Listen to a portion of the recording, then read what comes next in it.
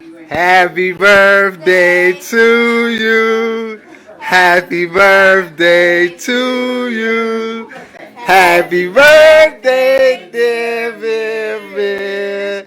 Happy birthday to Police have confirmed the identity of the 52-year-old woman shot and killed on Tuesday. According to KPD officials, Yolanda Ngoja was visiting her son's grave because it was his birthday.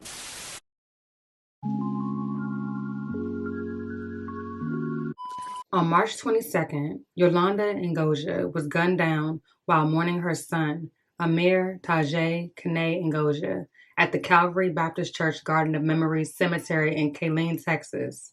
She was killed on what would have been Amir's 22nd birthday. He died January 1st of this year.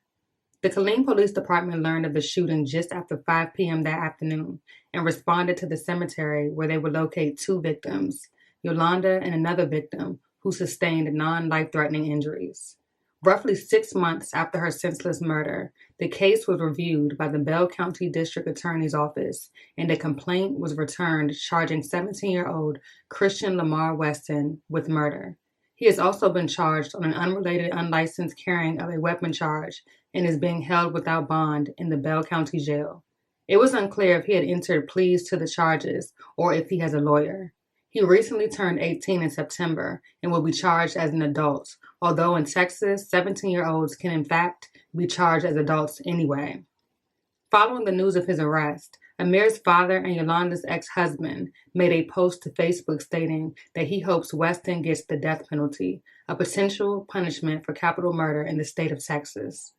A few days later, they would announce the arrest of a second suspect, 20-year-old Demario Jabbar Moore, who was arrested by officers with the Killeen Police Department's Violent Crime Action Team and members of the U.S. Marshal Service's Lone Star Fugitive Task Force. He is charged with murder and is currently being held at the Bell County Jail on a $1 million bond. According to resources, Weston was actually an enemy of Yolanda's son Amir and was waiting at the gravesite that day to lash out on anyone who visited his gravesite. He was aware of the fact that it was Amir's birthday and figured someone would come by the gravesite to honor his first birthday in heaven. At that point, he struck Yolanda and an unnamed victim, killing Yolanda instantly. The police, along with the family, would later go on to confirm that the unarmed male victim who was shot and survived would actually be arrested along with the shooter, indicative of the fact that Yolanda's shooting was not a targeted incident. She was sadly caught in between the crossfire of a bullet that was not meant for her. That unnamed victim would turn out to be Demario Moore, the second person arrested in Yolanda's murder. A look into Amir's background revealed that he had in fact had some trouble with the law, being arrested in September of 2020 for shooting a family member over a video game controller.